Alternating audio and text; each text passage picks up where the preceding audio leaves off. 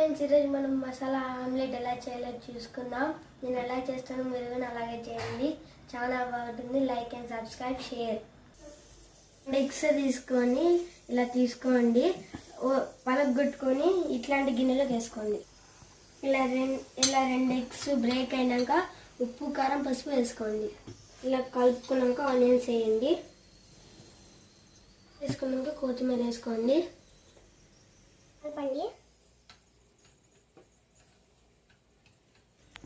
ఇలాంటి ప్యాన్ పెట్టుకొని half spoon oil వేసుకోండి. ఆయిల్ ఎక్కువ వేసుకోవద్దండి, ఆరోగ్యానికి మంచిది కాదు. ఇలా అన్ని కలిపి పెట్టుకున్న దాని అంతా వేసేయండి.